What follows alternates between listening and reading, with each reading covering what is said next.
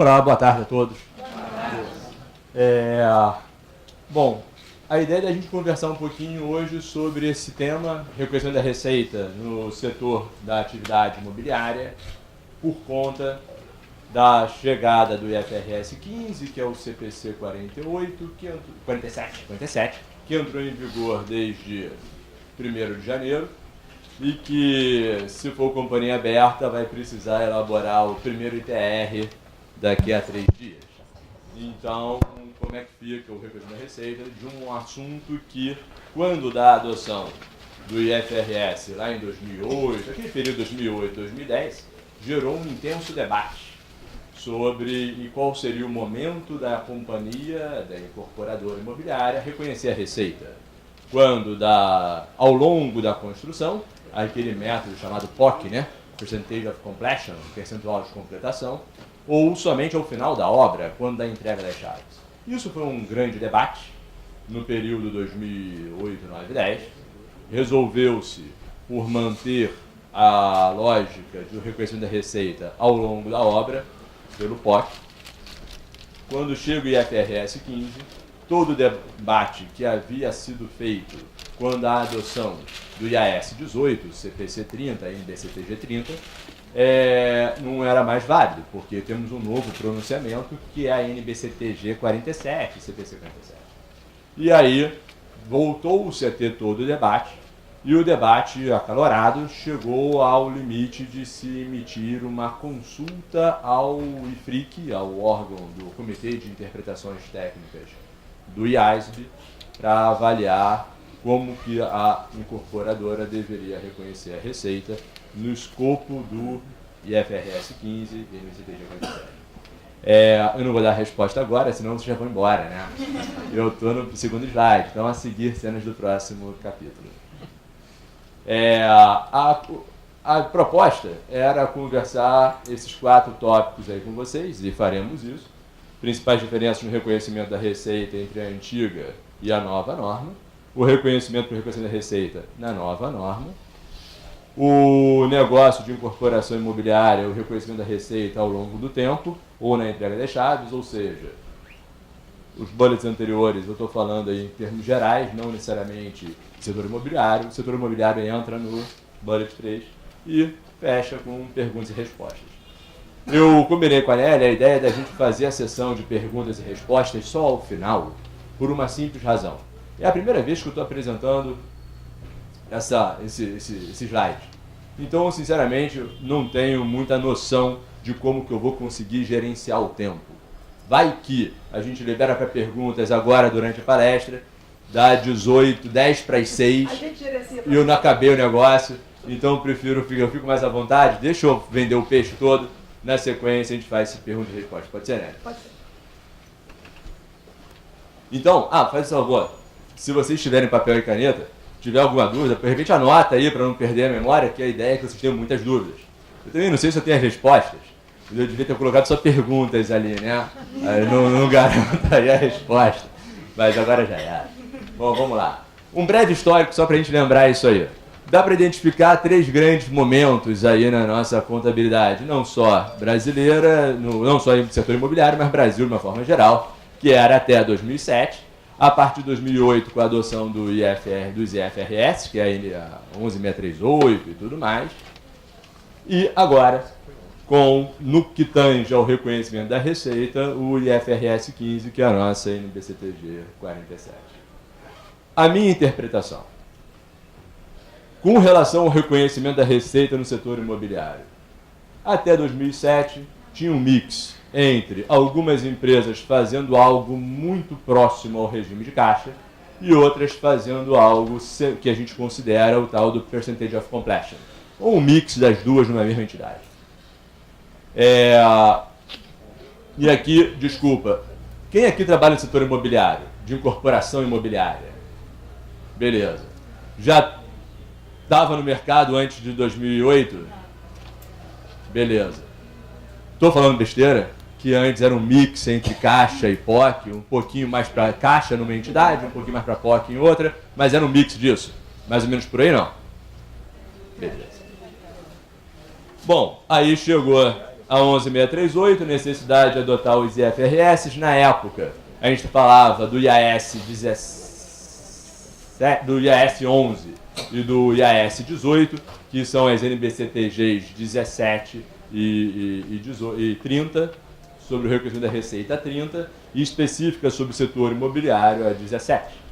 E aí vem a necessidade, sim, de se trabalhar com regime de competência. Aquela ideia de regime de caixa não é mais aplicável, mesmo porque aquela dissociação entre a contabilidade tributária e a societária nos garantiu essa blindagem, né, da contabilidade financeira ser por competência, e depois você faz os ajustes necessários lá no valor, no RTT, o que você quiser. E todo aquele debate que rolou, saber se a companhia ia reconhecer a receita da incorporação ao longo da obra, como mais ou menos fazia antes, ou se ia fazer só na entrega das chaves. E tivemos a decisão institucional de continuar fazendo pelo POC. Beleza. E agora? Com o IFRS 15, vai ter alguma mudança relevante? Como é que fica? Com relação àquele período IFRS, 2008 a 2017, esses 10 anos da 11638, já está aqui, né? Eu tentei decorar e não precisava. Então, as normas relevantes eram essas aí. Reconhecimento de receita, de uma forma geral, era o IAS 18, o NBCTG 30. E para o setor de incorporação imobiliária, o IAS 11, a NBCT 17 complementava ou interpretava e aplicava o CPC 30, os princípios do CPC 30, especificamente no setor imobiliário.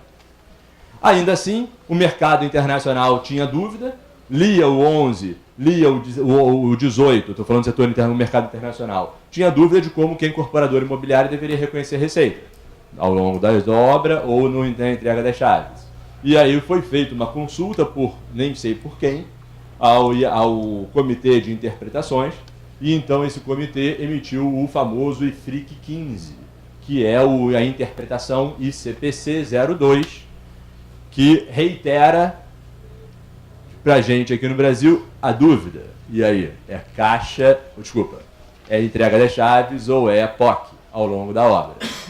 Aquele debate todo ocorreu aqui no Brasil, de modo que o CPC emitiu uma orientação técnica que não guarda nenhum paralelo com nenhum documento emitido pelo IAS, nenhum documento brasileiro, o OCPC 01, deixando claro que se trata de reconhecer a receita, dadas as características do mercado brasileiro, dadas as características do contrato, a substância econômica do contrato de incorporação imobiliária aqui no Brasil, que no escopo, no ambiente daquelas normas contábeis, o melhor critério para se reconhecer a receita era pelo POC, portanto, ao longo da obra. Bom, isso era o que existia. E agora? Como é que fica o reconhecimento da receita da agora para frente com o IFRS 15 e a NBCTG 47? Eu elaborei um videozinho para outro propósito, não essa palestra aqui hoje, onde eu explico em 4 minutos o fundamental do IFRS 15, do NBCTG 47, CPC 47. Aí eu, poxa, tanto carinho que eu tenho, que eu demorei tantas horas para fazer esse vídeo, e eu usei tão pouco, o carinho que eu tenho, né? Vou mostrar o vídeo aqui, carinho pelo vídeo. Então vamos lá, por favor. Eu vou apresentar brevemente a NBCTG 47, que endossa o CPC 47, a tradução do IFRS 15, Receita de Contratos com Cliente. O meu único objetivo com esta apresentação é ajudá-los a responder às próximas perguntas deste questionário, Perfil do Profissional da Contabilidade. De acordo com a NBCTG 47, o reconhecimento da receita deve ser efetuado em 5 etapas. Etapa 1. Identificar o contrato com o cliente. Etapa 2. Identificar as obrigações de desempenho. Etapa 3. Determinar o preço da transação. Etapa 4. Alocar o preço da transação às obrigações de desempenho. E etapa 5. Reconhecer a receita no momento ou à medida que a entidade satisfizer as obrigações de desempenho. Desse modo, o reconhecimento da receita se assemelha a uma corrida, tendo a identificação do contrato com o cliente como a largada. Conforme seguimos nosso percurso, passamos pelos postos de controle, as etapas 2, 3 e 4, até que finalmente chegamos em nosso destino, A etapa 5, o reconhecimento da receita. Etapa 1, identificar o contrato com o cliente. O contrato é um acordo entre duas partes, a empresa e seu cliente. Acordo segundo o qual as partes combinam o que a empresa fará, por exemplo, entregará bem ou prestará serviço, e o quanto o cliente pagará por isso. Etapa 2. Identificar as obrigações de desempenho. A obrigação de desempenho é uma obrigação de fazer, que a empresa assume perante seu cliente em troca de pagamento. Pode ser a obrigação de entregar um bem ou prestar um serviço.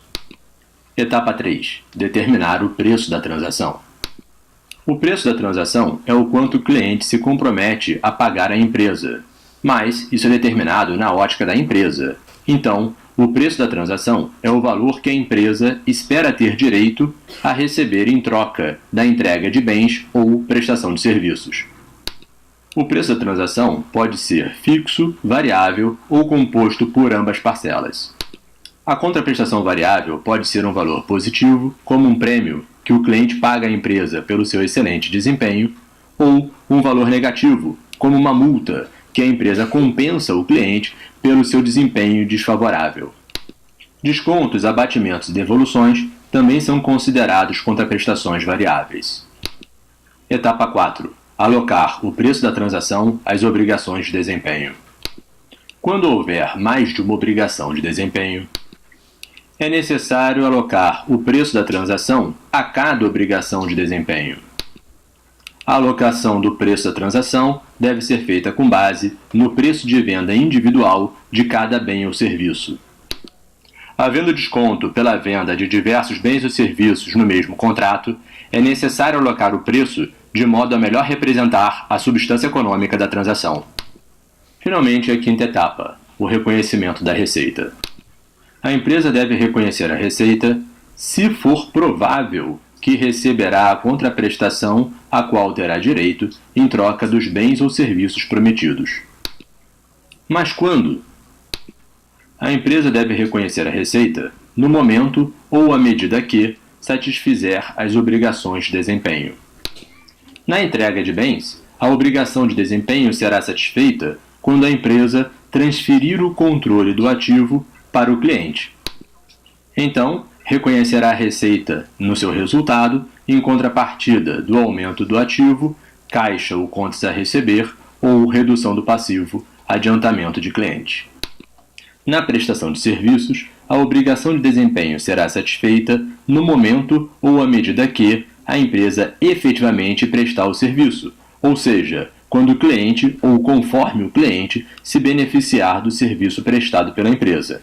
Então, ela reconhecerá a receita no resultado em contrapartida do aumento do ativo ou redução do passivo. Bom, pessoal, era isso. Muito obrigado por assistir ao vídeo e, por favor, retornem ao questionário. É claro que esse vídeo é muito mais simples do que o IFRS 15 todo apresenta, mas aqui apresento o básico que eu preciso para a gente dar sequência na conversa sobre o setor imobiliário.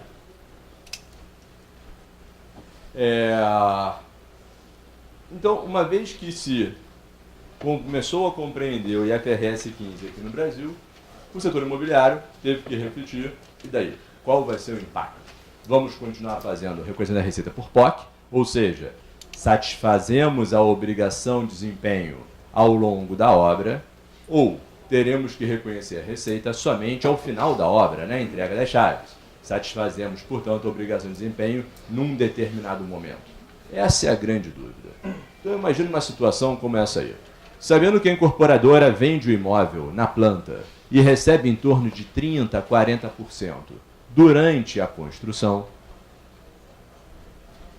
e que a empresa, na venda na planta, faz lá aquele contrato que a gente pode chamar aqui no Brasil de uma promessa de compra e venda, é levado a registro, a companhia não pode mais vender a mesma unidade do mesmo prédio para mais ninguém, o cliente pode hipotecar aquela unidade, dado aquele contrato de promessa de compra e venda, ele pode vender aquela unidade a terceiros, porque ele tem aquela unidade, aquele contrato de promessa de compra e venda registrado no RGI, mesmo que a unidade ainda não esteja pronta. É claro que se ele está devendo muito dinheiro daquele preço que ele negociou pagar à construtora, comprou a prazo, não pagou ainda, ele quer vender a um terceiro, a construtora tem um direito de avaliar o risco de crédito desse terceiro, sabe? Se não um caloteiro qualquer, né? Natural. E tem outras curiosidades aí. Imagina que o cliente que tem esse contrato, essa promessa de compra e venda registrada, tem uma dívida trabalhista. Tem casos do judiciário determinar que aquela unidade em construção, que aquele empregador que tem uma dívida trabalhista está devendo mundos e fundos ao ex-empregado, já tem decisão judicial, casos isolados, claro, determinando que aquela unidade em construção, o titular deixa de ser o cliente empregador e passa a ser o empregado desse cliente que tem direito a essa verba trabalhista. Então, fica a realidade brasileira é essa, né? A gente vende a unidade é o prédio em construção, é um apartamento número não sei o quê, é uma unidade daquele prédio em construção, e a gente transfere junto com o prédio a fração ideal do terreno. A construtora não é proprietária do terreno, tampouco depois que concluiu a história toda. A questão é em que momento que ela vai reconhecer a receita. Em que momento que ela satisfaz a obrigação de desempenho, lembrando lá daquela quinta etapa do IFRS 15. Então a dúvida é essa: deve a incorporadora reconhecer a receita ao longo do tempo, conforme a construção, ou em momento determinado, na entrega das chaves? Lendo a NBCTG 47, os próximos slides têm muito texto. Eu trouxe o slide completo para vocês, mas é óbvio que eu não vou ler isso tudo, só fica aí a informação, olha.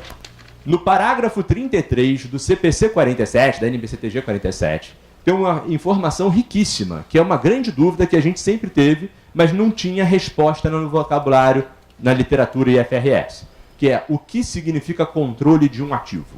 Não tinha isso na literatura IFRS, tinha o controle de uma outra entidade, para você fazer a consolidação. Mas o controle de um ativo não tinha. E era fundamental, porque ativo é o recurso controlado. Como é que ativo é o recurso controlado? E aí, professor, o que é controle? Pô, não sei também, né, meu amigo? Não tem isso na norma, vai ficando difícil. Agora, finalmente, chegou.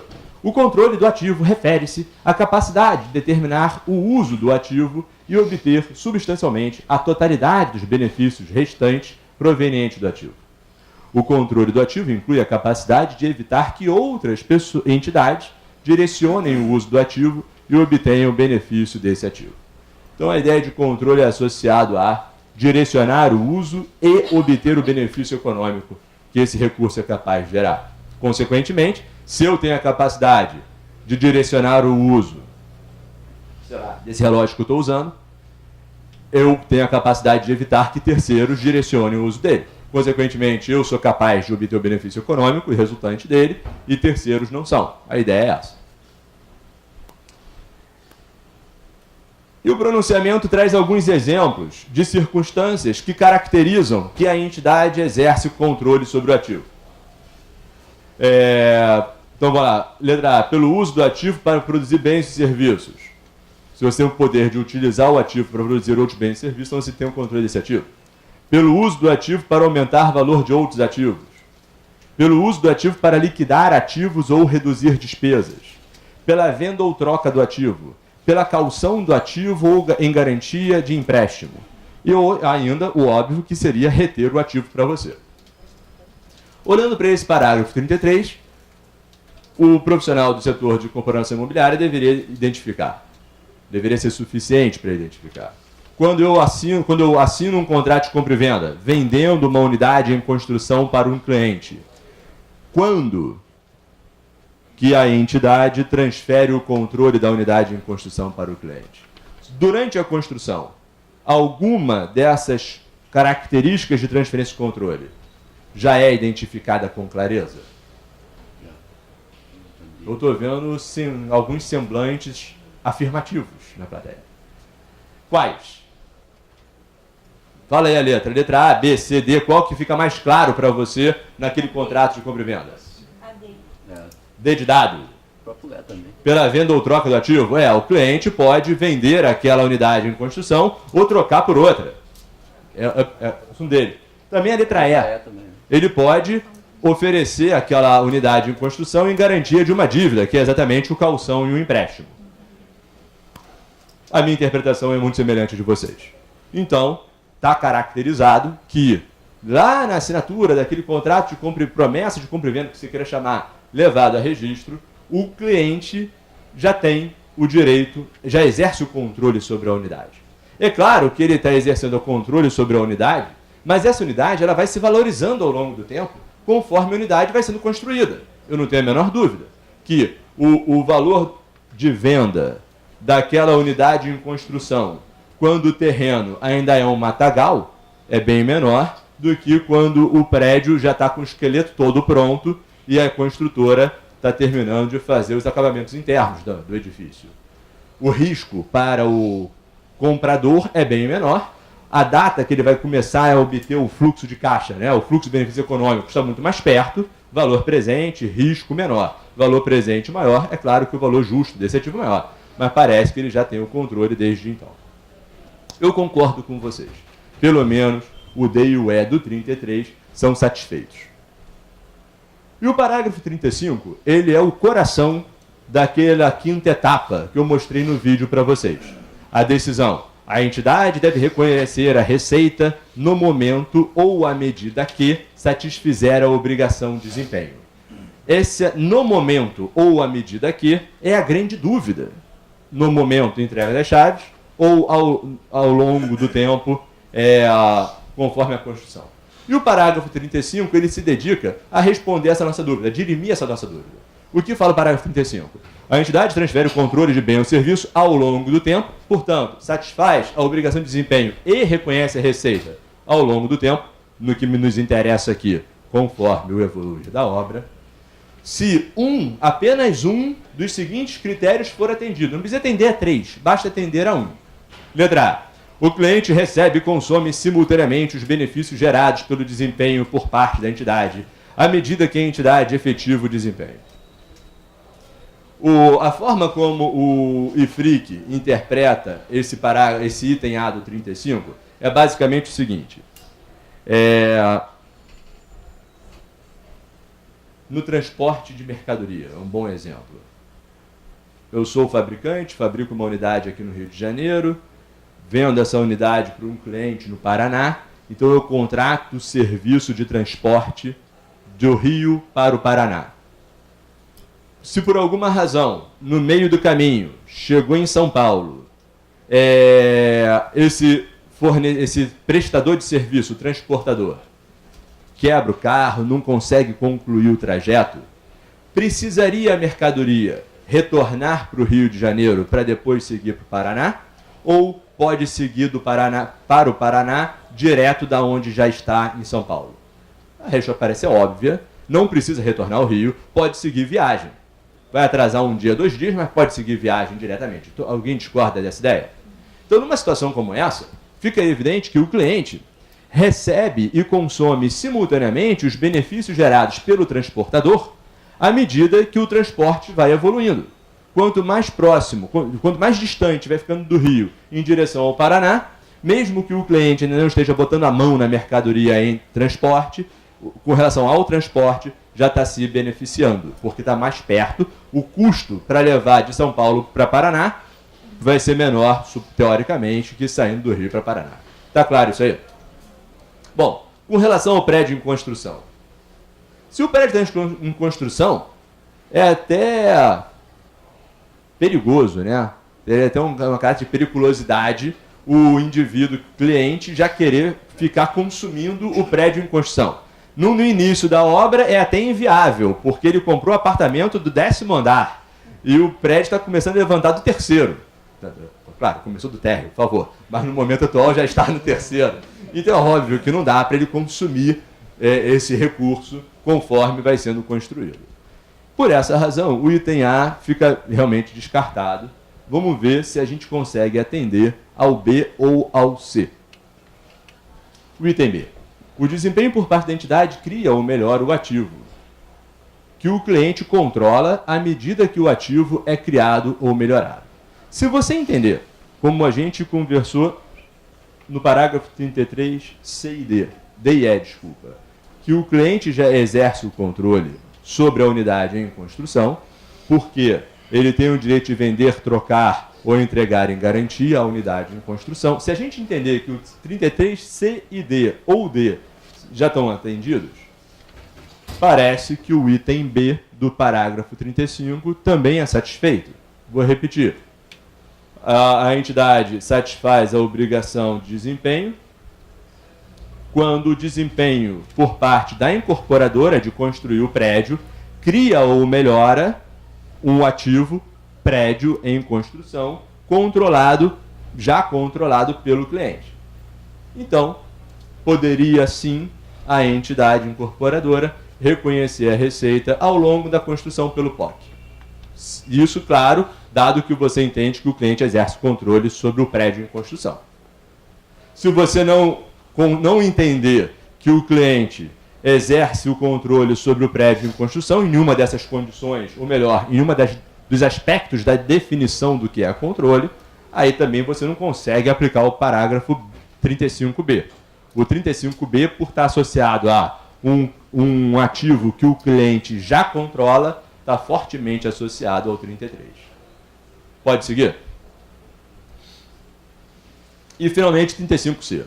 O desempenho por parte da entidade, ou seja, construir o prédio, não cria um ativo com uso alternativo para a entidade. Isso é verdade. Enquanto aquele contrato de compra e venda daquela unidade em construção estiver válido, a construtora não pode vender aquela mesma unidade para mais ninguém. Se a entidade não pode não só vender para mais ninguém, como não pode ela se beneficiar, ela própria, da unidade em construção. Aquela unidade de construção está carimbada, pertence àquele cliente. Já está até registrado a promessa em cartório. Então, o primeiro trecho do parágrafo 35C está definitivamente atendido. O desempenho por parte da imobiliária não cria um ativo com uso alternativo para a imobiliária, porque já está carimbado em nome do cliente. Está claro isso aí? Mas para o 35C ser satisfeito, tem que atender a todo o 35C. Não pode só atender as duas primeiras linhas, tem que atender as duas últimas também. Então vamos continuar lendo. E, não é um ou, é um e a entidade possui direito executável ao pagamento pelo desempenho concluído até a presente data. Então, além da imobiliária não ter direito a ter nenhuma forma de uso alternativo sobre aquele recurso em construção, ela precisa ter direito executável a pagamento pelo desempenho concluído até a data do balanço. Então, na cada data, você vai reconhecendo aí a receita. E aqui é que tem uma outra questão de dúvida, se o parágrafo 35C é atendido. Não a primeira parte dele, mas a última parte. Vocês acompanharam que durante a crise financeira, o setor imobiliário sofreu muito, vários contratos de compra e venda do imóvel na planta, os clientes tiveram dificuldade de pagar, e essa dificuldade do cliente pagar afetou o fluxo de caixa da incorporadora, de modo que ela aceitou grande parte dos pedidos de distrato. Os pedidos dos clientes estavam passando dificuldade financeira, não estavam conseguindo pagar a prestação, então eles negociavam um distrato, negociavam de rasgar aquele contrato com a imobiliária. E aí, eles ou perdiam o que pagaram, ou recebiam parte do que pagaram. Dependia da negociação e do montante, das outras condições do mercado. Eu não estou nem falando de judicialização. Eu estou falando da entidade imobiliária aceitar ou negociar ou chamar o devedor para negociar. Amigão, você não está pagando, não vai pagar mesmo. Fazer o seguinte, cancela isso aqui e me desembaraça, me deixa livre para vender essa unidade para um terceiro que tem dinheiro. Você não tem, você não vai conseguir me pagar, está todo encalacrado. Tá. A outra questão é a judicialização que teve. Grande parte da judicialização, pela informação que eu tenho, não era o juiz determinando que o contrato fosse rescindido. Não. A maior parte da judicialização ocorreu na decisão. qual é o valor máximo que a incorporadora pode reter. O cliente já pagou parte, já pagou algumas prestações. Ele vai perder tudo?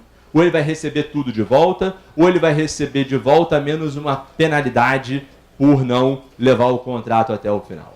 Até onde eu tenho conhecimento, se vocês tiverem conhecimento diferente, por favor, me avisem. A maior parte da judicialização foi nesse aspecto, do valor que a imobiliária poderia reter do valor pago pelo cliente até então. É diferente disso, não? Normalmente 30%. Oi? Normalmente 30%. Normalmente 30% de multa era retido ou 30% do valor pago era devolvido? Retido. Beleza. Mas o interessante, aí você vai ver, a entidade possui direito executável ao pagamento pelo desempenho concluído. O que é a ideia de direito executável? A entidade incorporadora pode cobrar e executar, levar até o final o processo judicial de cobrança do valor a que ela tem direito. Na minha visão, ela pode sim. Se o que foi levado para o judiciário não é o distrato, se o que foi levado para o judiciário é o quanto por cento de multa que a incorporadora pode reter, mas a incorporadora é que negociou amigavelmente abrir mão do direito executável, então é porque ela tem um direito executável. Ela só abriu mão desse direito, porque ela falou, não, é mais barato eu abrir mão do direito executável. Não quero mais cobrar desse cara. Rescinde o contrato, me dá o imóvel de volta, que era o principal para ela poder ficar com o imóvel em estoque e revender para o terceiro. E aí a discussãozinha é, quanto que eu te devolvo do que você me pagou? Se eu te devolvo metade, te devolvo 70% do que você me pagou. Então, o fato da entidade, da incorporadora, renegociar e amigavelmente rescindir o contrato, não prejudica o direito executável ao recebimento. Porque se ela não quiser abrir mão desse contrato, ela vai levar até o final, cobrando em juízo.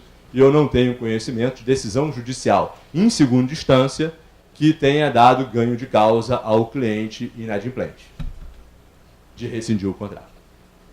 Bom, então, olhando para o B, vai poder reconhecer a receita pelo POC ao longo da construção, depende do que você entende quanto à transferência de controle no parágrafo 33, e aí a gente se ancora nos itens D e E. Ignorando o item B, se a gente for para o item C, a primeira parte não tem dúvida que está satisfeita, a segunda parte é essa judicialização afeta ou não afeta o direito executável da incorporadora cobrado do cliente o preço negociado. E tem debate sobre isso. O debate chegou ao ponto que o CPC enviou uma consulta ao IFRIC. Foi a primeira vez que o Brasil elaborou uma consulta formal ao órgão de interpretação de normas contábeis do IASB, chamado IFRIC, para dirimir essa nossa dúvida. Foi a segunda vez que o Brasil levou de modo formal e oficialmente uma proposta clara para o IASB modificar uma norma já emitida. Claro, várias outras oportunidades, a gente, qualquer um de nós pode e fazemos, mandamos cartas comentário aos projetos de norma, que são os Exposed Draft e os Discussion Papers que o IASB emite. Mas a primeira vez que a gente levou uma proposta de alteração de um pronunciamento contábil, no caso o IAS, foi aquela história da consolidação, para acabar com aquele parecer que tinha aqui no Brasil, que o auditor botava no relatório da auditoria a informação. As demonstrações contábeis consolidadas estão de acordo com os IFRS. As demonstrações contábeis individuais da controladora estão de acordo com os CPCs, a legislação brasileira. Lembra dessa época? Estou falando de 2, 3 anos atrás. Por quê? Porque no balanço individual da controladora não se poderia, de acordo com a norma IFRS, mensurar a participação da controladora na controlada pelo método da equivalência patrimonial, que é obrigatório no Brasil. O IASB só permitia valor de custo ou valor justo.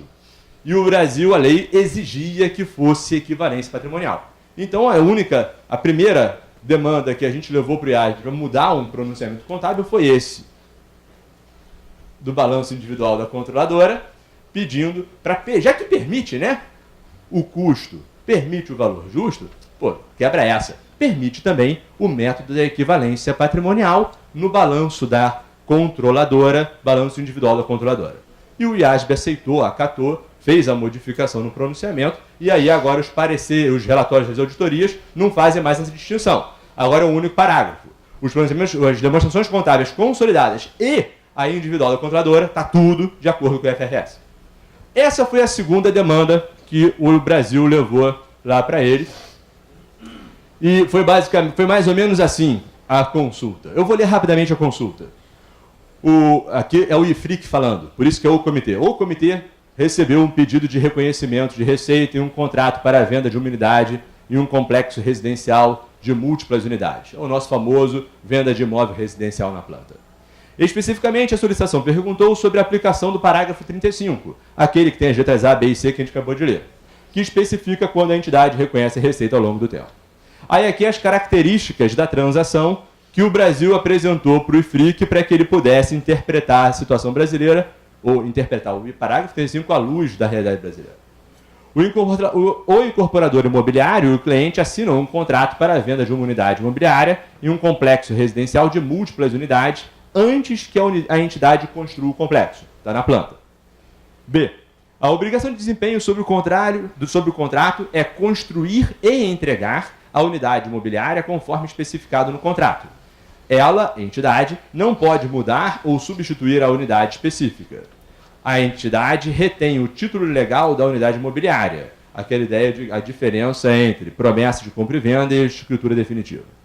Então eles entendem que o fato da gente não ter passado a escritura definitiva é uma retenção do título legal da unidade. E qualquer terreno atribuído, que é a fração ideal, até que o cliente tenha pago o preço de compra após a conclusão da construção. C. O cliente paga uma parte do preço de compra da unidade imobiliária enquanto a unidade está sendo construída.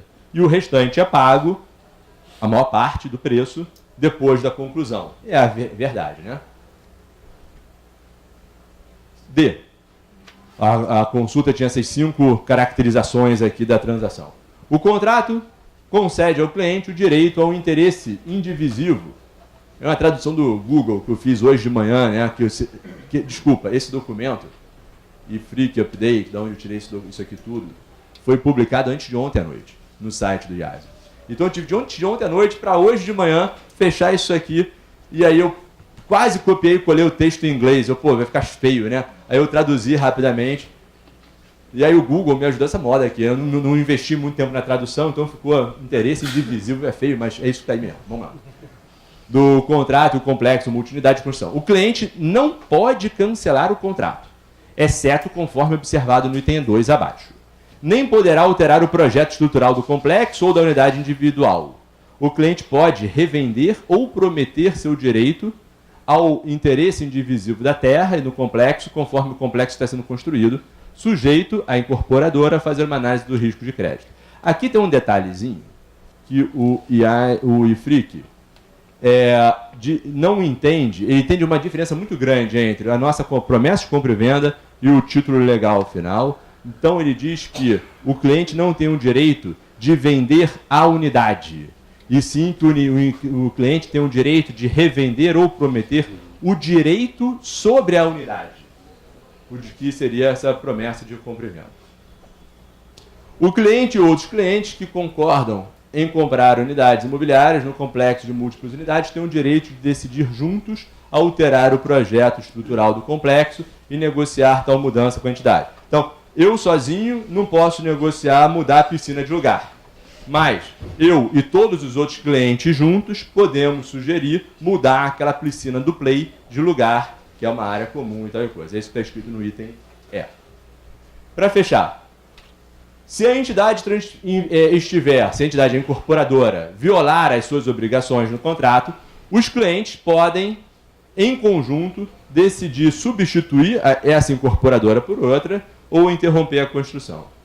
E, embora o contrato seja irrevogável, os tribunais aceitam pedidos para cancelar contratos em determinadas circunstâncias. Por exemplo, quando for provado que o cliente não é financeiramente capaz de cumprir os termos do contrato. Nessas situações, o contrato é cancelado e o cliente recebe a maioria, mas não todos os pagamentos que já efetuou. A entidade retém o restante como multa de rescisão. É a forma como o IFRIC interpretou a tal do efeito da crise financeira. Como eu estava falando, me parece que não foi o caso do judiciário determinar essa rescisão, e sim a entidade incorporadora negociar e aceitar e agradecer pela rescisão do contrato daquele que não paga, porque ela pode negociar com o outro. Deram muita ênfase à rescisão por determinação judicial. E não deram ênfase ao fato da unidade voltar para a construtora, né? Então ela não fica só com a multa de 30%. Ela fica com a multa de 30% e mais a unidade 100% dela, ao valor de mercado, que ela vai poder vender para qualquer outro. Mas isso também não está aqui. Bom, qual foi a resposta? Aquilo foi a consulta. Qual foi a resposta? Com relação ao 35B, que vocês já conhecem, aquela história de melhorar um ativo claramente controlado pelo cliente. O IFRIC entendeu o seguinte: embora o cliente possa revender ou penhorar seu direito contratual ao interesse indivisível no terreno e ao complexo de unidades, ele não poderá vender ou penhorar a própria unidade imobiliária parcialmente construída. O IFRIC entende uma grande diferença entre ter o direito de revender ou hipotecar o prédio, a unidade em construção, e vender ou penhorar a promessa de compra e venda daquela unidade em construção. Eles enxergam que são coisas muito distintas. Na sequência do parágrafo 35, o cliente não tem capacidade de alterar o projeto estrutural da unidade imobiliária enquanto a unidade está sendo construída. Mas sejamos honestos, ninguém tem o direito de alterar unilateralmente o projeto estrutural da unidade sendo construída. Mesmo porque, para que a imobiliária, a incorporadora, possa oferecer esse imóvel à venda, ela precisa ter aprovado o projeto do prédio. Tem umas regras, regras anteriores que têm que ser cumpridas e exigências anteriores de acordo com a planta genérica do município. Como é que é o nome? Memorial de incorporação, e tem que estar tudo de acordo com a legislação municipal, de quantos andares pode ter o prédio naquela região. Isso, obrigado. Então, na verdade, ninguém pode mudar unilateralmente. Não é só o cliente que não pode. E letra C. O direito do cliente, juntamente com outros clientes, de substituir a entidade ou interromper a construção é de natureza protetora e não é indicativo de controle por parte do cliente. Essa é a interpretação do IFRIC para concluir que... tem a letra D. A exposição do cliente a mudanças de valor do mercado da unidade imobiliária pode indicar que o cliente tem sim a capacidade de obter substancialmente todos os benefícios remanescentes da unidade. Aí você pensa, ufa, que legal, né? Mas depois eles continuam. No entanto, não oferece ao cliente a capacidade de direcionar o uso. Então, se a ideia de controle é ter o poder de direcionar o uso e obter o benefício econômico dele resultante, o IFRIC concorda que o cliente tem sim a capacidade de obter substancialmente todos os benefícios remanescentes da unidade em construção.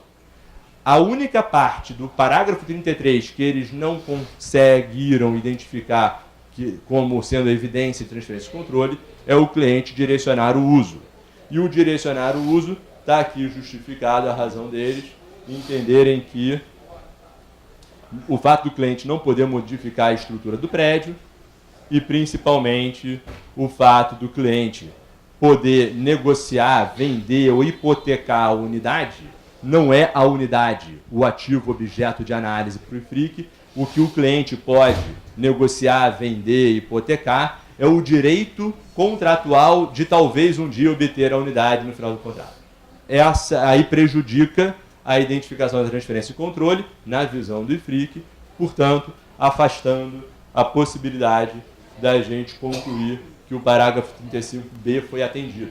Então, por isso tudo, o IFRIC fala, o comitê observou que não há evidências de que o cliente tenha capacidade de direcionar o uso da unidade imobiliária durante a construção e, portanto, o cliente não controla a unidade parcialmente concluída. Logo, 35B não é atendido, não pode reconhecer a receita ao longo da obra, pelo 35B. Vamos ver se pelo 35C pode. E aí o 35C? Qual é a conclusão do IFRIC? A entidade não pode alterar ou substituir a unidade especificada no contrato com o cliente e assim o cliente poderá aplicar seus direitos à unidade se a entidade buscar se direcionar o uso do ativo para outro. Ou seja, a restrição contratual é substantiva e a unidade imobiliária não tem uso alternativo para a entidade, que é o item, a primeira parte do 35C. Nós concordamos que a unidade está carimbada para o cliente, logo não tem uso alternativo para a incorporadora. O IFRIC concorda nesse aspecto. O IFRIC não enxerga imediatamente a figura do direito executável ao pagamento, que é a segunda parte do 35C que eu vou ler agora. A entidade incorporadora, no entanto, não tem direito a um direito executável ao pagamento pelo desempenho concluído até a data. No caso de os tribunais aceitarem pedidos para cancelar contratos, a entidade tem direito apenas a uma penalidade da rescisão que não compense a entidade pelo desempenho concluído até a data. Aí, de novo, é aquele debate. O que o judiciário tem determinado? É o cancelamento do contrato? Ou seja, o contrato é revogável? Pelo que eu conversei com os advogados que trabalham no setor, o que o judiciário concluiu em última instância, transitado em julgado, é o montante de rescisão, de penalidade que a incorporadora pode reter do cliente naqueles contratos que foram rescindidos amigavelmente entre a incorporadora e o cliente. Não foi o caso do judiciário aceitar pedido de cancelar contrato. Então, eu tenho dúvidas se o IFRIC entendeu exatamente qual é a realidade da transação, o que acontece aqui no Brasil. Mas é isso o que eles fizeram publicar antes de ontem à noite no site deles. Bom, então, por isso tudo, o IFRIC concluiu que nenhum dos contratos, nenhum dos critérios do parágrafo 35, nem o A, nem o B, nem o C, é atendido, logo a entidade incorporadora deve reconhecer a receita lá no parágrafo, conforme o parágrafo 38, ou seja, no momento que satisfaz a obrigação de desempenho, que nesse caso seria ao final da obra, na entrega das chaves. Daí, acabando com a aplicação do POC na construção imobiliária aqui no Brasil. É claro que uma observação fundamental. O IFRIC concluiu que... o último parágrafo. O comitê concluiu que os principais requisitos do IFRS 15 são suficientes para reconhecer a receita imobiliária. Portanto, o cliente não controla a unidade de pagamento. Consequentemente, o cliente... Estou lendo duas coisas aqui, peraí. É o outro slide. Esse aqui, Carolina. Então, o IFRIC concluiu que o IFRS 15 fornece base adequada para a entidade determinar se deve reconhecer a receita ao longo do tempo ou num determinado momento. O comitê decidiu não acrescentar esse assunto à sua agenda de normatização. Ou seja, não será emitido um IFRIC sobre o tema. Consequentemente, não será emitido um ICPC sobre o tema. Aqui é uma interpretação de não emitir uma interpretação sobre o assunto. Concluíram que o assunto está resolvido dessa forma, só com esse texto chamado IFRIC Update. Cabe, a meu ver, às entidades avaliarem o quanto que esses achados e essas conclusões, principalmente essa aqui que estou grifando com um projetor, com a caneta, são identificadas na tua entidade. Se a tua incorporadora realmente está passando por isso, está sujeita a essa situação dos contratos serem unilateralmente cancelados, ou seja, os contratos não são irrevogáveis, daí então não atenderia o 35C. Ou ainda, você concluir que o cliente não exerce o controle sobre a unidade, e sim sobre o direito sobre a unidade futura.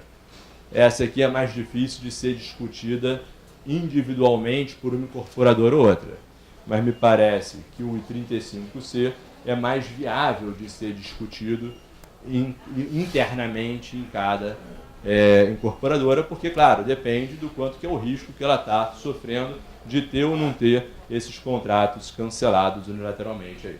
Que a ideia é, o contrato é irrevogável. Se o contrato é irrevogável, ponto final. E o juiz não teria o poder de revogar um contrato irrevogável. Mas se você estiver encontrando que existe sim essa potencialidade, aí você prejudicou o 35, não atende o A, nem o B, nem o C do 35, e aí precisaria ser pelas chaves.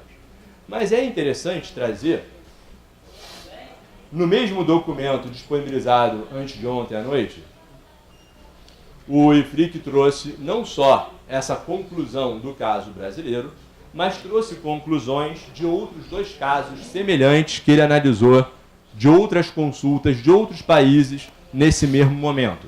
Aquele que eu estava lendo é o AP2C. O que é isso? Agenda Paper 2, parte C, que foi a consulta C que eles analisaram. Eles analisaram mais a consulta D e a consulta E. Olha que interessante o que eles falam com relação à consulta D, que é de outro país. O comitê recebeu um pedido, blá blá blá. Especificamente, a solicitação perguntou duas coisas.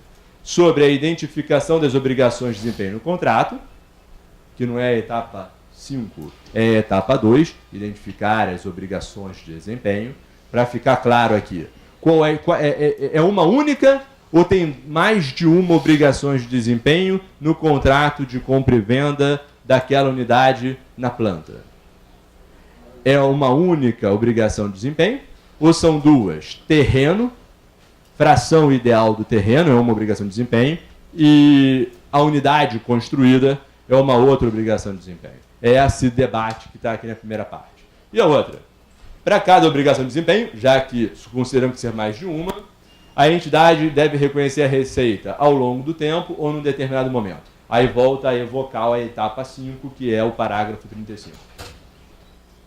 Indo direto para as conclusões. O comitê concluiu que a promessa de transferir terra seria identificável separadamente da promessa de construir edifício naquela terra. Se o desempenho da imobiliária na construção do edifício seria o mesmo, independentemente dele também ter transferido a terra. Ou seja, o trabalho de construção na terra de terceiros é o mesmo da construção de um prédio idêntico numa terra que a própria entidade imobiliária, incorporadora, está transferindo para o cliente? É a dúvida aqui. Se o trabalho for o mesmo, então vender terra é uma coisa e construir imóvel, seja na terra que eu acabei de vender, seja em outra terra, é uma outra obrigação de desempenho.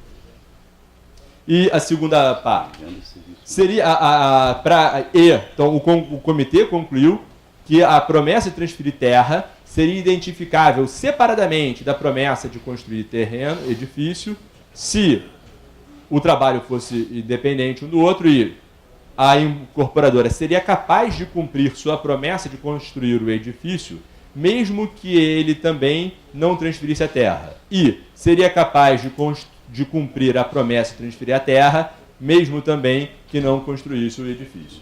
Qual é a ideia? A incorporadora pode vender a terra e você que se vire para construir, você que contrate outro prestador de serviço, ou você mesmo que mete a mão na massa, ou você que contrata também, posteriormente, é a primeira parte.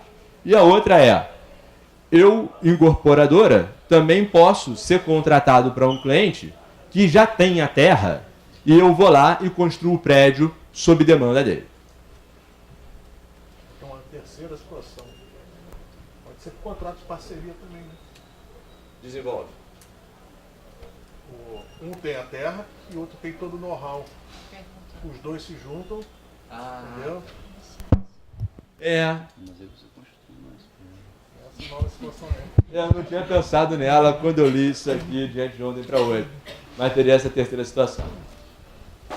Enfim, se você entender que o teu negócio de construção, incorporação imobiliária, você está vendendo a unidade junto com uma fração ideal do terreno, a gente a priori estava entendendo que era uma única obrigação de desempenho.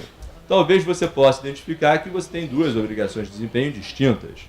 A entrega do terreno, talvez aplicar isso à fração ideal do terreno, e a obrigação de construir. Fala.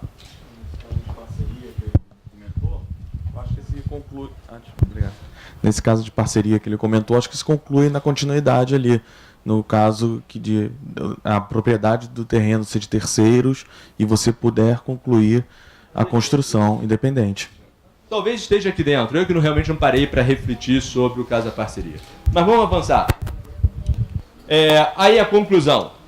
O cliente controla o edifício parcialmente construído conforme está sendo construído porque o cliente tem...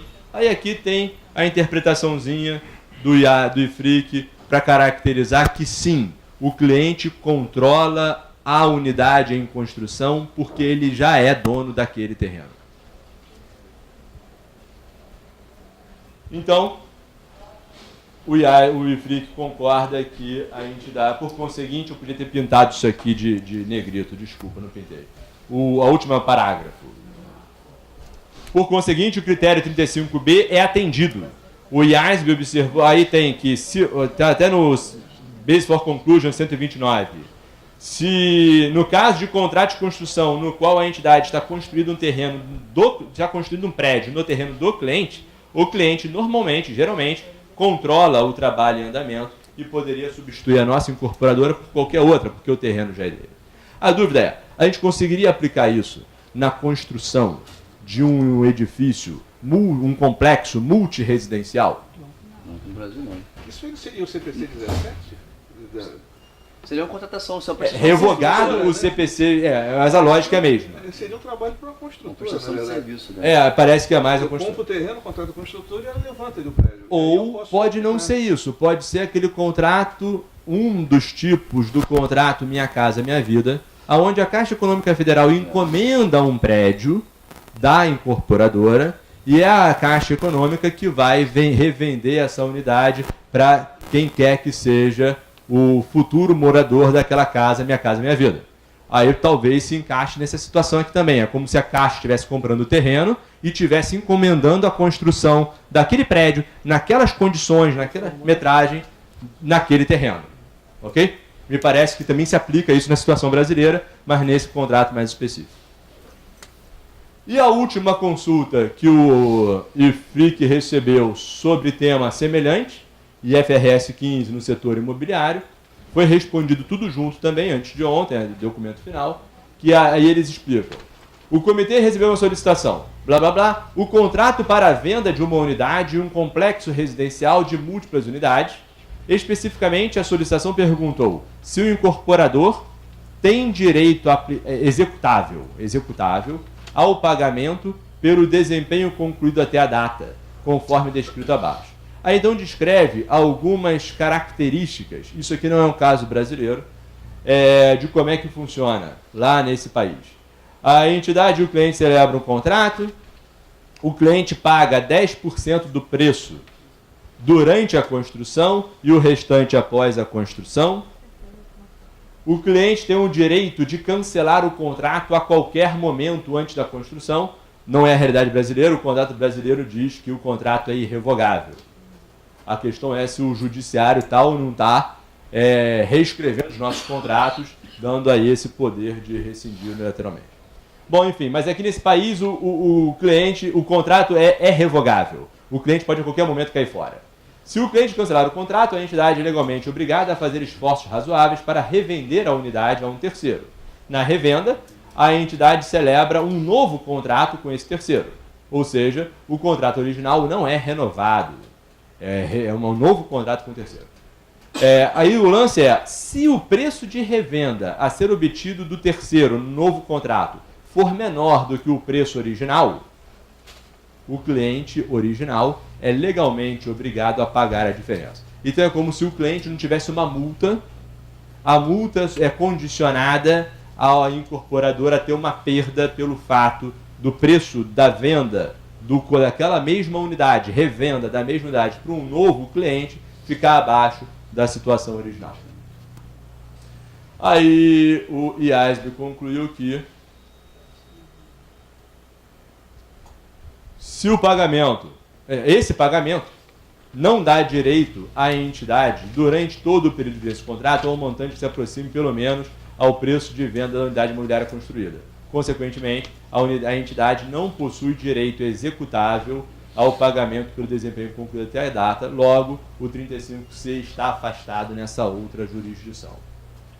Eu trouxe os três, porque como o IFRIC decidiu os três na mesma reunião lá de 13 de março, e o documento foi disponibilizado antes de ontem, dia 26 de março, e é claro, estamos falando da mesma coisa, IFRS. Então, quando você for aplicar o IFRS 15 na tua entidade, seja ela setor imobiliário ou não, a sugestão, leia não só a NBCTG 47, leia o Basis for Conclusions do IFRS 15, leia todos os exemplos ilustrativos que estão lá no IFRS 15, e os três IFRIC Update, embora sejam dedicados ao setor imobiliário, mesmo que você não seja setor imobiliário, você tem uma dúvida que pode ser aplicado por analogia a essa situação, você vai, analisa e vê se ela se aplica.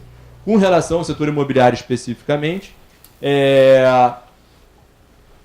em alguns casos, como alguns contratos do Minha Casa Minha Vida, o Discussion o Agenda Paper 2D resolve que você sim pode reconhecer a receita imediatamente, que é no caso daqui na Minha Casa Minha Vida que está falando. E com relação aos contratos típicos da venda de imóvel na planta pela incorporadora, na minha visão ainda cabe debate, ainda não acabou a discussão, e o debate que eu identifico a possibilidade de maior êxito para que você possa sim reconhecer a receita pelo POC, está nessa discussão se efetivamente a tua entidade, os teus contratos estão sujeitos aos tribunais aceitarem pedidos para cancelar o contrato unilateralmente. Se isso aqui não for verdade, não é unilateral, portanto, isso aqui não se aplica, e daí você atendeu o 35C na minha visão. E a outra, talvez um pouco mais difícil, é conseguir convencer as outras partes aí do processo, da elaboração do relatório financeiro, que o contrato de promessa de compra e venda não é, em essência econômica, diferente do contrato de transferência de propriedade definitiva, no que tange ao direito e ao poder do cliente vender a unidade em construção a um terceiro ou penhorar a unidade em construção. Eu conheço, repito, alguns casos que o cliente foi obrigado a continuar pagando as prestações para a incorporadora, mas ele não tinha direito à unidade construída ou em construção, porque a Justiça do Trabalho determinou que aquela unidade em construção fosse entregue como pagamento de uma dívida trabalhista daquele cliente. Daí, eu sinceramente, tenho dificuldade de aceitar que a essência econômica do contrato de promessa de compra e venda, para o que interessa ao IFRS 15, é substancialmente diferente da escritura definitiva. Se eu tenho dificuldade de aceitar essa divisão, essa separação tão clara que o IFRIC fez, eu vejo que aqui tem espaço para ser debatido, que essa interpretação do IFRIC não faz sentido na jurisdição brasileira. Acontece que aqui eu não vejo muito como você querer fazer um tratamento isolado na tua entidade. Deveria ser um pool de incorporadoras caminhando nesse sentido. Bom, era isso que eu queria trazer para vocês. Eu quero cuidar para trás mesmo. Agora a sessão de perguntas com certeza, respostas talvez. Por favor, qual é o teu nome? Meu nome é Pamela. Pamela. Eu não perguntei os nomes, desculpa. Eu não sei muito bem como funciona, mas Mas o CFC, o Comitê de Pronunciamentos, vai se pronunciar em relação a isso? Não sei. Como o IFRIC não emitiu uma interpretação técnica, não há IFRIC a ser traduzido e transformado em ICPC. Então, sinceramente, não sei como é que eles vão conduzir a questão. Desculpa. Qual é o teu nome? André. Eu lembro na época do debate que teve por conta da mudança, que as construtoras do Brasil, como tinha até hoje, tem uma força muito grande. Logo no finalzinho, se não me engano, foi 2010, foi o OCPC 04 que veio bater no martelo. E eu lembro que o ponto que eles mais se apegaram foi exatamente essa questão da diferença do contrato no Brasil, né, que é a questão da pessoa, do cliente já poder fazer o que quiser com aquele imóvel ali, né, em termos jurídicos, com relação à diferença em outros países, né, lá fora. Para poder fazer o POC. Mas com essa, a minha pergunta é a seguinte, com o CPC 47 que veio revogando o 17, esse OCPC que veio, na verdade, definindo aqui para o Brasil, a aplicação também já pode ser descartada? Pois é. O que consta hoje no site do CPC? Consta emitido o CPC 47, revogado o CPC 30, revogado o CPC 17 e revogado o ICPC 02. Ele está revogado. O OCPC 04 continua lá. Não tem nenhuma informação dele ter sido revogado. Ele está alterando, mas não resolve essa questão. Não resolve essa questão. Então, a resposta é, por enquanto, não. E não sei o que vai acontecer, que é a pergunta da Pâmela. Mas se o ICPC foi revogado e o OCPC trata da aplicação do ICPC, ele não estaria tacitamente revogado também? Ele está tratando sobre o CPC que não tem mais validade.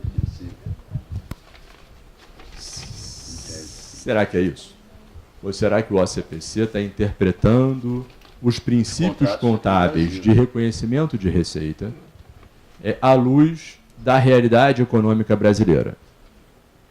Daí, o OCPC poderia ter uma vida independente, autônoma dos outros e dos CPCs propriamente ditos e da interpretação técnica. Se entender dessa forma, eu acho que o OCPC 04 pode sobreviver, porque os princípios de reconhecimento da receita, que majoritariamente a gente discute em sessões que tratam do IFRS 15, não especificamente de um setor ou outro, o princípio de reconhecer a receita é o mesmo que a gente tinha antes na NBC-TG 30. O problema é que a gente fazia errado. E a gente fazia errado, agora a gente percebeu que ao mudar o jeitão de reconhecer receita de venda de bens ou prestação de serviço, se aquelas 5 condições para reconhecer a receita de venda de bem ou as 4 condições para reconhecer a receita de prestação de serviço forem atendidas, você repensa aquilo, não como venda de bem e prestação de serviço, mas como obrigação de desempenho e satisfação de obrigação de desempenho. Eu já fiz esses exercícios várias vezes em sala de aula, não especificamente setor imobiliário. Depois que o aluno contador, o profissional, decide por quanto e quando reconhecer a receita de acordo com o IFRS 15, eu falo, beleza, esquece o IFRS 15, vamos retornar com a NBC-TG 30. Determine o valor e o montante da receita a ser reconhecido. Majoritariamente, quase 90% da turma, caramba, é a mesma coisa, aplicando genuinamente o CPC 30, é a mesma coisa que a gente chega de resposta contábil da aplicação do IFRS 15. Então, aquele meu argumento de que o princípio contábil para reconhecer a receita do IFRS 15 não é radicalmente diferente do princípio contábil para reconhecer a receita do CPC 30, do CPC 17. Daí, me parece que o OCPC 04 pode ter uma vida longa, independente da revogação do 30, do 17 do ICPC 02. Porque essa resposta que eles deram aí foi a mesma resposta que deram lá na época do FIC 02, né? Que diferenciando os contratos e tal. Só que quando o OCPC 04 é que trouxe empurrou que o Brasil não, é 17 porque aqui é diferente, né? Mas até em linha. Desculpe, os contratos do Brasil não mudaram. Não mudaram, exatamente. De 2008 para cá, continua o mesmo contrato, em essência. Você há? Kelly, boa tarde. Eu quero só para sintetizar, se a gente antes apurava mediante a evolução da obra, que a gente ia reconhecendo a receita e logo o passivo diferido, que são os tributos sobre aquela receita reconhecida, a gente vai passar agora só mexer no patrimônio, né? Que a gente não vai mais reconhecer nem custo nem despesa. Você não vai, assim, com a evolução da obra, vai ser só quando entregar as chaves. Se você entender... Porque vai ser quando vai ter o controle... Se você entender que o IFRIC tem 100% de razão em todas aquelas conclusões, principalmente do 35B e do 35C não serem observados nos contratos brasileiros, a solução é uma mudança radical no reconhecimento contábil da receita por parte da incorporadora. Ou seja, deixa de ser POC e passa a ser a entrega das chaves. Portanto, vai gastando na construção, não vai nada para resultado. Vai saindo caixa, vai reconhecendo passivo, as obrigações com terceiros, e vai aumentando estoque de produto e processo, que é o prédio em construção. O belo dia que o estoque estiver pronto, transfere contabilmente de produto em processo para produto acabado, aquele contrato já estava negociado antes, já tinha promessa de compra e venda, então não vai ter dificuldade, agora é só entregar as chaves. Então, aquelas unidades que já tinha contrato de promessa de compra e venda, concluiu a obra, será o que significa concluir a obra, que seja o habite-se. Concluiu a obra, tem um habite-se, entrega as chaves para o cliente, reconhece a baixa daquela unidade, CMV no resultado. Reconhece o preço cheio como receita no resultado. O que já recebeu antecipadamente do cliente, da baixa do passivo, adiantamento de cliente, e o que não recebeu ainda, contas a receber de cliente. Aí o cliente pega um empréstimo bancário, entregando aquela unidade em hipoteca no banco, pega a bufunfa toda de dinheiro e paga a incorporadora, que entra a caixa, dando baixa desse crédito a receber de cliente, que agora o problema é entre o cliente e o banco que o financiou. Mas isso partindo do pressuposto, se eu concordar com tudo que foi falado pelo IFRIC, no caso. Porque como não teve nenhum processo, como a Pamela perguntou, o comitê ainda não se pronunciou, eu não tenho necessariamente que seguir ainda, porque não tem nenhuma... Isso aqui não é... O IFRIC Update não tem enforcement. Não tem nenhum poder legal. Ninguém, até onde eu saiba, pode receber um parecer com um relatório de autoria qualificado com ressalva por não estar seguindo o IFRIC Update. Porque tudo ali depende de julgamento profissional. E um dos julgamentos profissionais, ou dois bastante questionáveis, é a interpretação dessa diferença radical entre promessa de compra e venda e escritura definitiva, que é o 35B, e o julgamento do contrato ser ou não ser revogável, se o judiciário está ou não está determinando a rescisão do contrato. Aquilo é o que o IFRIC enxergou, com base no que foi informado a ele na consulta. O que eu tenho de informação por parte de advogados que militam no setor é que aquela informação não condiz à realidade brasileira. Oi, boa tarde. Meu nome é César. A gente também tem que ter uma certa preocupação, certa não, é relevante, né, em relação ao fisco. Como é que a gente vai fazer os dois falarem a mesma língua, né? Principalmente as incorporadoras que trabalham com regime de caixa, né? Vamos ter que reconhecer essa receita, apurar, seja lá qual for a opção. Ou seja, a gente tem esse conflito aí. César, eu esqueci de fazer um disclaimer logo no início da fala, é que quem me conhece aqui é Thiago, né? Vitor. Eu não me considero nenhum especialista em contabilidade tributária. Então, eu, infelizmente, não sei responder a tua pergunta. O meu foco aqui é na elaboração da demonstração contábil de propósito geral, a aplicação do CPC. Eu não sei do NBCTG, eu não sei te responder especificamente com relação à questão tributária, não. Desculpa. Você acabou de falar aqui. Ufa, beleza. Mas eu queria levantar uma outra questão, que aí é um caso que vai ficar complicado. Como é que vai ficar a distribuição de lucros para os sócios? Se não tem resultado para distribuir. Então, os sócios Você já sabe a resposta. só vão receber no final. Obrigada. Olhando para 6.404, não teve lucro, não tem o que distribuir, não é isso? Mas pelo presumido. Distribui 8%. Não, pai, é uma solução. Ricardo, falando lá sobre aqueles pontos iniciais lá, o 33, aí elencando lá as letras D e E, falando sobre o direito de venda do cliente e o ponto de garantia. Hipoteca, né, que o senhor colocou.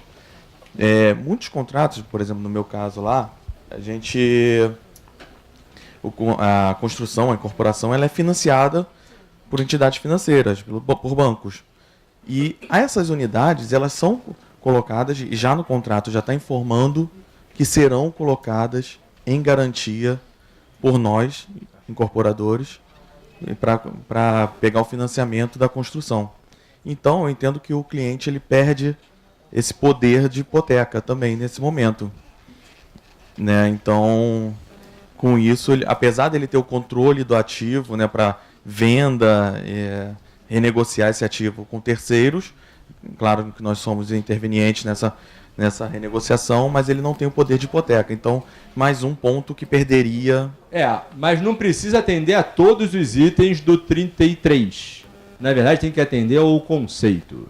O cliente tem o direito de direcionar o uso do ativo e obter substancialmente todos os benefícios econômicos desse ativo. Uma das manifestações de que o cliente tem o direito de direcionar o uso do ativo, o que salvou do contrato do que você apresentou para a gente é o direito de vender isso para terceiros, se o banco aceitar o terceiro como mutuário, não é isso? Mas continuaria tendo esse direito. É mais precário, por isso que o 35B é um pouco mais precário. Talvez a briga mais viável seja o 35C. E falando também sobre o direito de execução, né, que na incorporadora teria, esse direito que a gente fala, ele é bem fraco, né? Porque, pelo que eu enxergo nos contratos de compra e venda, as promessas de compra e venda de unidades, todos nós, pelo menos aqui no Rio, nós colocamos já uma cláusula prevendo essa devolução, esse percentual com retenção para devolver ao cliente caso ele venha a destratar a unidade. Então, o que vem sendo discutido, que o senhor falou, vem sendo discutido, é o percentual a ser devolvido, não é nem acionado pela incorporadora. Os clientes vão direto judicializar a questão da multa. Da multa. Que a incorporadora vai reter. Porque, por exemplo, nessa crise que teve, muitas incorporadoras não pararam de assinar distrato. E foi judicializada, o juiz mandando fazer o distrato e indicando a retenção a ser feita. Mas isso foi mantido em segunda instância? Realmente, nesse ponto... A informação que eu tenho é que várias incorporadoras recorreram e não tem decisão ainda transitada em julgado. Então não se criou uma jurisprudência. Tem tribunais de estados que deram ganho de causa ao cliente, outros que deram ganho de causa à incorporadora.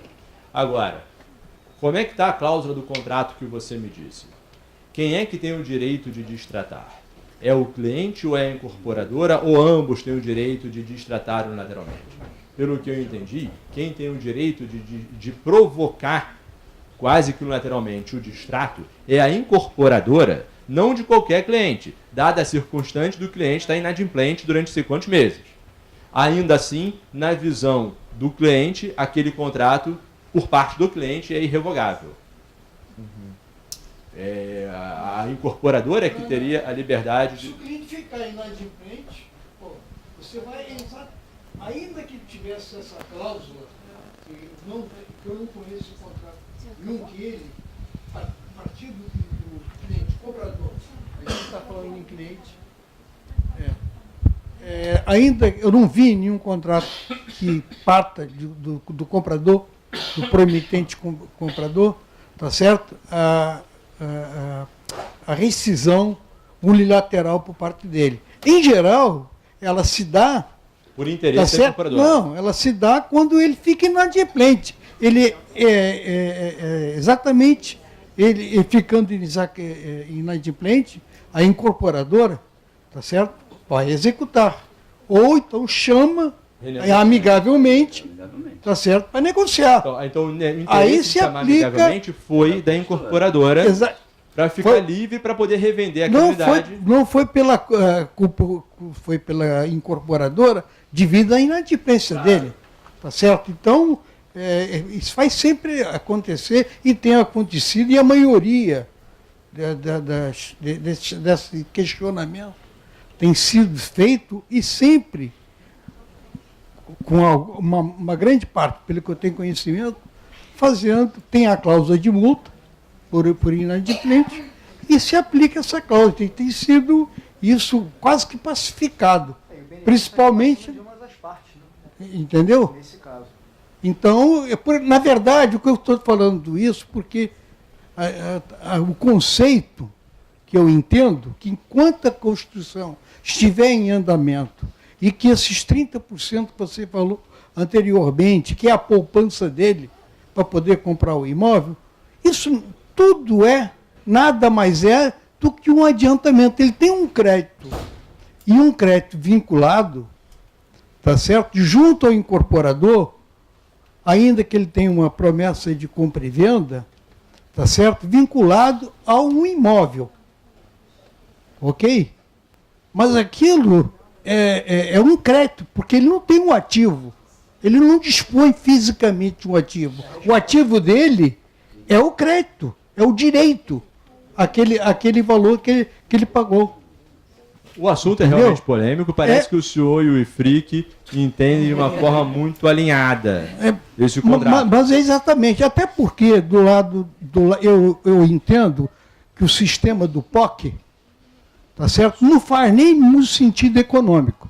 A não ser que o incorporador tenha capital, não precisa de capital para se financiar. Porque se ele vai ao mercado, ele tem uma parte que é capital próprio e outra parte que é de terceiros, o próprio contrato de promessa de compra e venda tem uma cláusula que avisa o emitente comprador que pode haver uma hipoteca para que você vá ao mercado buscar recursos para financiar aquele empreendimento. Tá certo? Então, isso já está previsto. Então, não faz você distribuir resultados se você não tem o capital próprio. Você vai ao mercado para se financiar. Eu não consigo entender como é que se quer receber lucros. Lucros de quê? Se você não tem capital, se você tivesse, ainda que tivesse capital próprio, seria uma outra discussão, mas não tem. Você vai buscar capital de terceiros, o empreendimento vai ser hipotecado, tá, em garantia, e primeira hipoteca, às vezes você tem primeira hipoteca, segunda hipoteca, e vai por aí afora. Então não faz muito sentido esse tipo de coisa. Quer dizer, eu estou alinhado ao pronunciamento final, porque é o que faz mais sentido, que é na entrega das chaves. Aí você tem realmente o seu ativo individual. Obrigado. Esse é o meu pensamento. Certo. Eu respeito o seu ponto de vista. O assunto está longe de ser pacífico, tanto não é que tanto debate rolou entre 2007, 2008 e 2009, com a edição lá do OCPC 04, e tanto outro debate voltou à tona 16, 17, 18, com a consulta feita pelo Brasil ao IFRIC, e a resposta do IFRIC e a reação do Brasil a essa decisão, tentativa do IFRIC, que se confirmou antes de ontem. Eu até acrescentaria mais nos contratos, no tipo de contrato que você pode fazer, que são inúmeros contratos, quando você faz uma construção em condomínio, um grupo de amigos se reúne, tá certo? E resolvem, compram um terreno, ou há um terreno, um deles tem um terreno, e vocês vão construir, contratam uma construtora para construir um empreendimento para aquele grupo de amigos. E há regras estabelecidas, por exemplo, do direito. Se você pressupõe que dentro daquele grupo de amigos todos têm a mesma capacidade financeira e econômica. Que não vão mancar, desculpe que o termo mancar, durante a construção e vão falhar. Então, em geral, nesses contratos, a pessoa que falhar, que mancar, qualquer motivo, tá certo? Uma pessoa do grupo, ou o grupo, em primeiro lugar, tá certo? É que tem direito a ficar com a cota dele, tá certo? Se o grupo não quiser, não puder ficar, ele pode vender para terceiro, oferecer a terceiros. E nesse tipo de contrato especificamente, eles também não podem fazer a modificação no que diz respeito a projeto, mudar, não pode, porque o projeto é pré-aprovado. São características. Vamos abrir para mais perguntas, mas eu agradeço e respeito, e isso aqui reflete exatamente o que ocorreu no Brasil entre 2007, 8, 9 e o que ocorreu de novo 16, 17, 18, longe de uma posição pacificada. Só tem um contra-argumento à figura de que o POC não permite representar a realidade econômica da incorporadora, como o senhor colocou.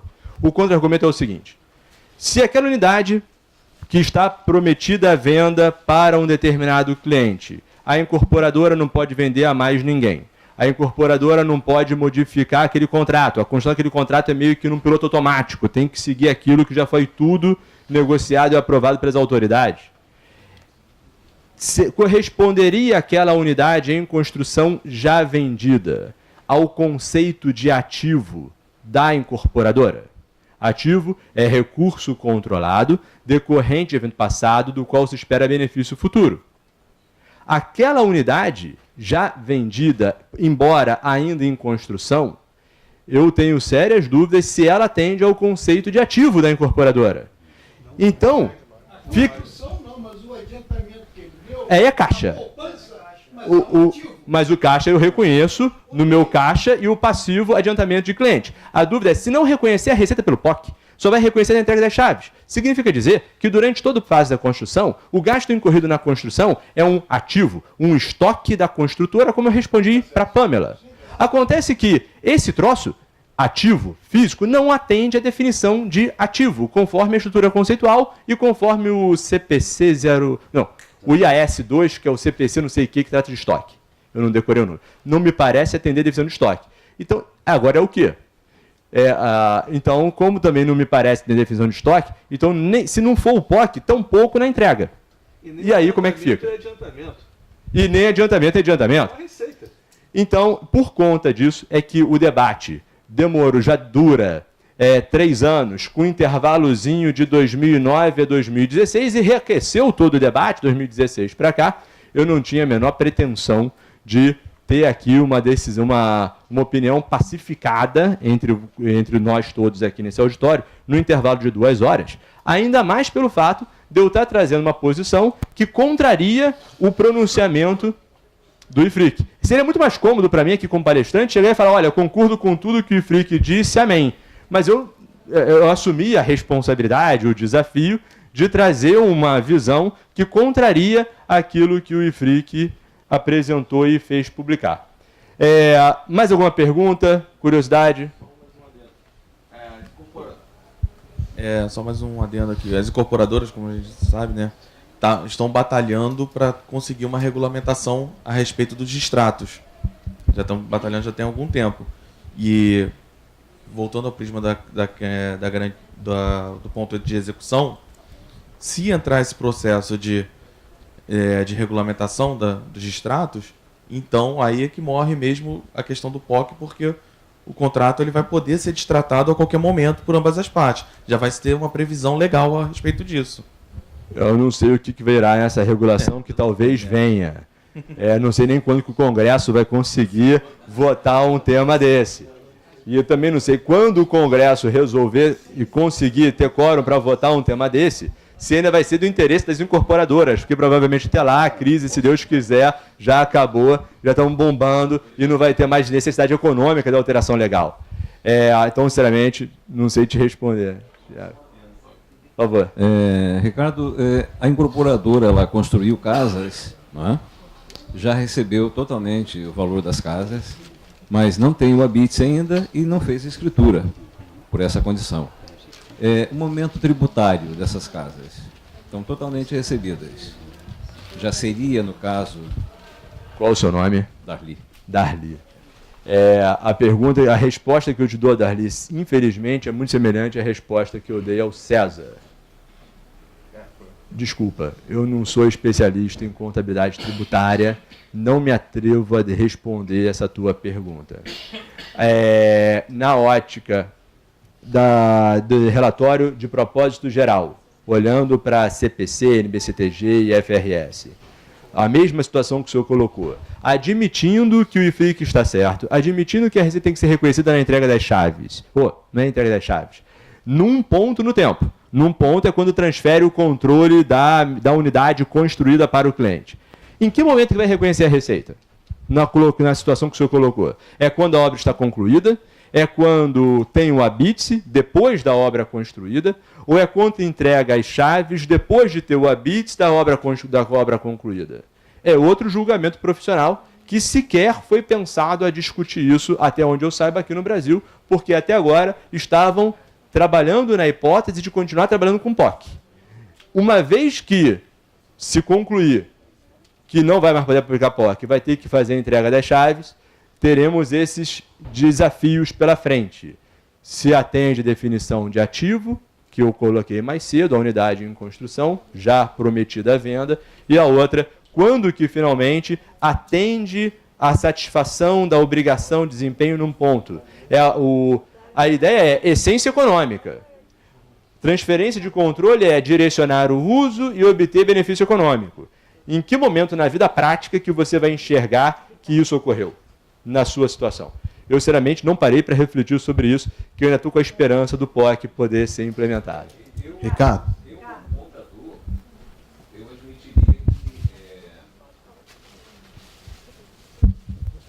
Darli. Eu, como contador, eu admitiria, Ricardo, que o momento tributário é o momento que a casa foi quitada.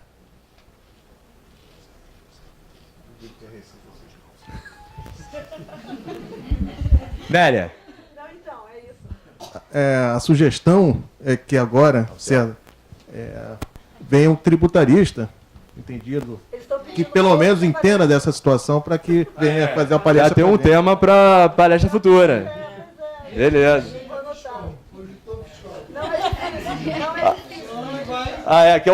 vai puxar a sardinha. O advogado tributarista seria bom, mas... Aqui é a casa do contador. Contador tributarista. Alguém que fale a língua da Receita Federal do Brasil. Tem uma pergunta aqui, por favor. Na verdade, é mais para dar uma contribuição. É mais para dar uma contribuição para vocês. Meu nome é Cláudia, eu sou gerente contábil fiscal de uma construtora e a maioria das construtoras, elas tributam pelo regime de caixa, tá? Porque nas incorporações, quase que dá um tiro na cabeça você tributar por competência, que você vai acabar pagando o imposto muito antes de você receber, de fato... 30% na obra do caixa. Então, no regime de caixa, não interfere a forma que você vai reconhecer a receita. Entrou no teu caixa, você tributa. É Flávia, não é isso? Cláudia. Cláudia, desculpa. Isso. Agora me responde a seguinte pergunta. Agora é mudar de papel, né? Vai que determina-se, passa a ser a entrega das chaves, não é mais POC.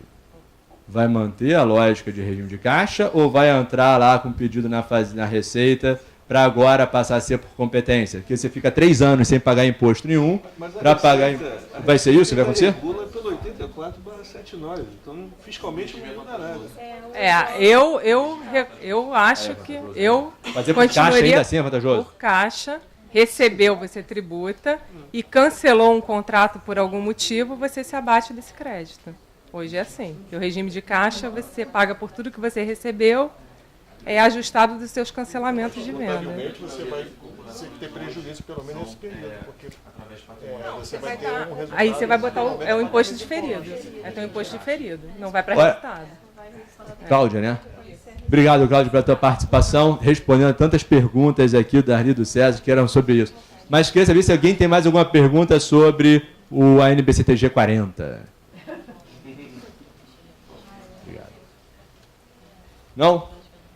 Então, obrigado aí pela paciência, pela atenção de vocês.